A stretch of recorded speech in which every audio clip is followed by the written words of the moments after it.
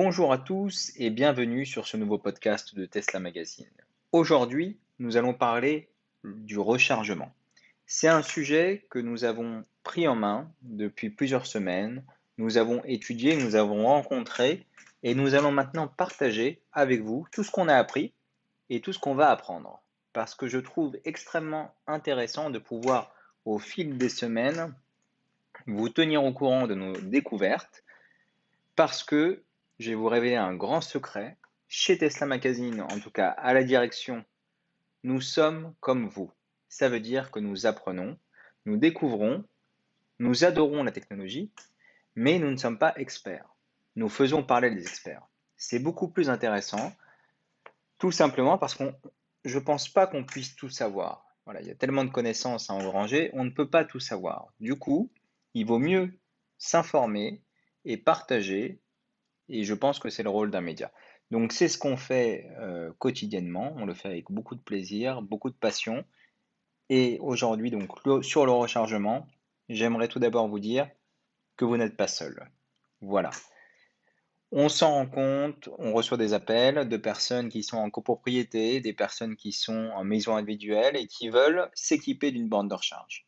Pour certains, ils y pensent dès qu'ils ont acheté leur véhicule électrique.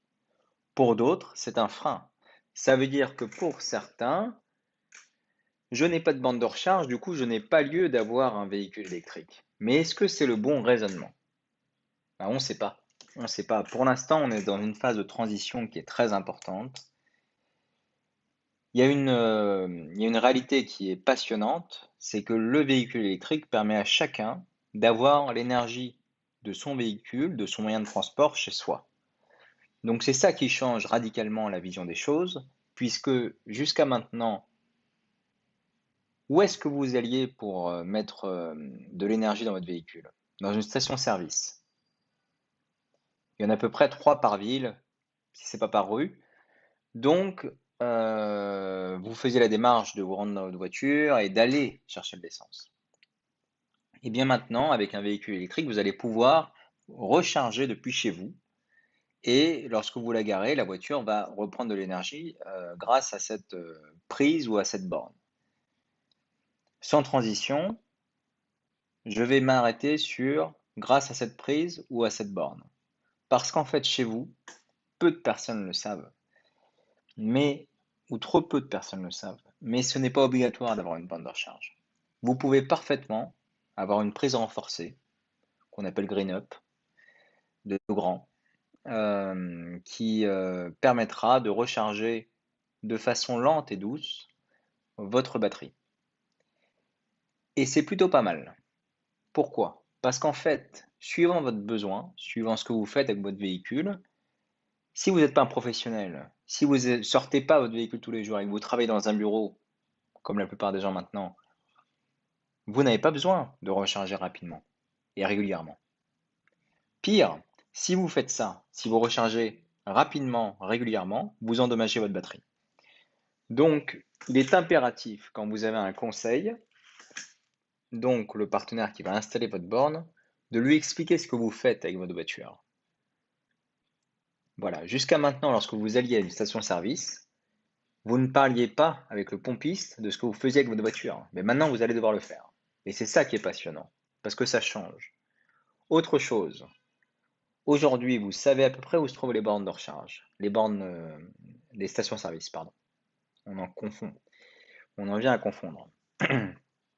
Demain, chaque borne de recharge va changer de position ou va se développer assez drastiquement sur le territoire. Vous allez beaucoup plus régulièrement regarder votre téléphone via les applications pour localiser des bornes de recharge, via les services Google qui vont s'y mettre très bientôt. Et vous saurez en temps réel où se trouve votre borne de recharge et où vous devez aller pour recharger votre véhicule. En gros, vous utilisez beaucoup plus votre portable que vous ne pensez avec un véhicule électrique. Ça, c'est pour la parenthèse. Aujourd'hui, je vais vous parler du rechargement dans une ville qui est particulière, qui s'appelle Montpellier, où vous pouvez, si vous le souhaitez, visiter le sommet du pic Saint-Loup. Vous pouvez visiter des vignobles magnifiques. faire des découvertes œnologiques également magnifiques. Et pourquoi je vous parle de cette ville? Parce que nous avons un partenaire très qualifié dans la ville de Montpellier, qui habite à Montpellier, qui est de Montpellier, et parce qu'on conçoit la recharge comme étant éminemment locale. Ça veut dire que si vous habitez Montpellier, eh bien vous n'allez pas faire appel à quelqu'un de Paris. Pourquoi? Parce que ça mettrait trop de temps, la personne ne se déplacera pas et, et vous ne serez pas satisfait. Donc nous avons souhaité déployer un service de recharge localisé par ville. Ici on parle de Montpellier, mais on parlera d'autres villes plus tard, parce que vous qui regardez cette vidéo, eh bien, vous devez être de Montpellier. Tout simplement parce que vous nous avez trouvé en tapant un mot-clé qui comprend la ville de Montpellier. Donc rassurez-vous, nous vous comprenons et nous comprenons les enjeux de la ville. Maintenant, j'aimerais rappeler une chose et un élément important, parce que j'aime bien donner des chiffres dans mes vidéos. Il y a 98% des propriétaires de véhicules électriques, selon une étude Enedis de février 2021, qui rechargent à domicile. Donc, il va être essentiel que vous vous posiez la question de l'installation d'une borne de recharge pour vous, pour votre bien. Et ça, c'est capital. Ça veut dire que si ce n'est pas vous qui en avez besoin, ce sera peut-être votre prochain propriétaire qui sera sensible au fait qu'il y ait une borne de recharge.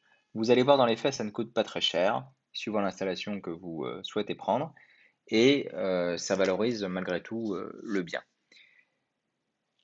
Je vais distinguer maintenant deux choses pour mieux vous parler du rechargement. Il y a la recharge en copropriété, la recharge en entreprise et la recharge en maison individuelle. Pour l'instant, c'est les trois cas qu'on a étudiés. Donc on ne va pas faire un cours, on est en train de découvrir, je vous le dis. Nous aussi, on apprend petit à petit à mieux comprendre le système. En copropriété, aujourd'hui, c'est très compliqué. Tous les acteurs en ont conscience. Donc c'est un élément de réassurance, ça veut dire que des gens travaillent dessus pour que ce soit très rapidement équipable, entre guillemets. Parce que le biais dans une copropriété, c'est ce qui fait toutes les qualités de la copropriété, c'est le fait de partager les charges. Et partager les charges, bah, ça veut dire se mettre d'accord.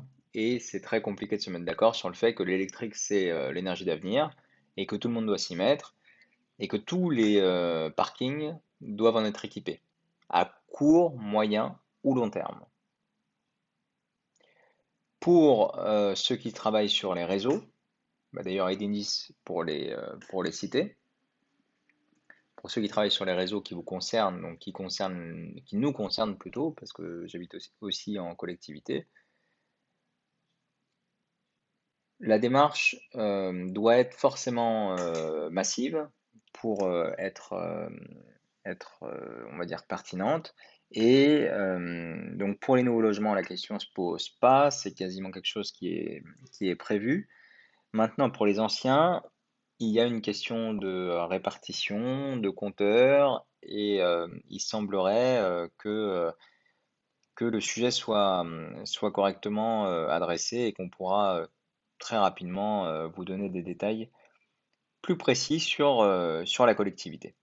Ici, je veux simplement vous donner voilà, l'état de nos recherches et de nos avancées sur la collectivité, pour vous dire que aujourd'hui, effectivement, c'est le syndic qui doit vous donner les réponses, et c'est avec le syndic que vous devez travailler pour que l'installation se fasse rapidement. Ça sert à rien d'avoir un électricien si le syndic ne veut pas que vous interveniez. Voilà, c'est de la perte d'énergie, de temps, et c'est d'ailleurs un point à vérifier avant d'entamer une quelconque recherche.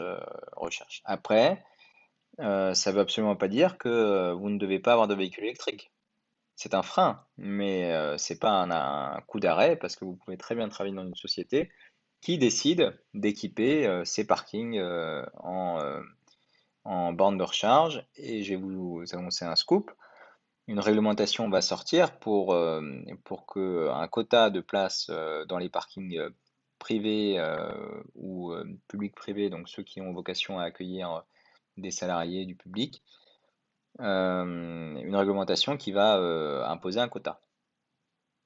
Donc ça va aussi accélérer et démocratiser la recharge. Toutes ces initiatives, donc le recharger chez soi, c'est un avantage qui est lié à la motorisation électrique et dont il faut se saisir, faut en profiter, voilà, même s'il y a des bornes, publiques, que ça augmente, magnifiquement et que tous les acteurs font leur travail et vous pouvez le remarquer. La grande distribution dispose maintenant de bornes de recharge. Dans le public, il y a beaucoup plus de bornes. Sur les autoroutes également. Donc tout ça, ça conforte vraiment sur le fait que le sujet des bornes de recharge a été bien pris par le bon bout. Maintenant, voilà, c'est en train d'évoluer. Donc, je vais m'arrêter là pour aujourd'hui. Abonnez-vous à la chaîne si vous voulez connaître la suite, parce qu'on va aller dans le détail. Assurément, on va aller dans le détail. Vous voyez, là, on commence par Montpellier. On va faire toutes les villes. On va étudier au maximum les freins, mais aussi présenter les avancées, parce que c'est beaucoup plus intéressant que de parler de ce qui ne fonctionne pas. On va parler surtout de ce qui fonctionne pour vous rassurer sur le fait que certaines choses avancent dans le bon sens et correctement. Dans tous les cas, vous n'êtes pas démunis. Vous savez que sur Tesla Magazine, il y a toutes les informations que vous souhaitez sur le véhicule électrique.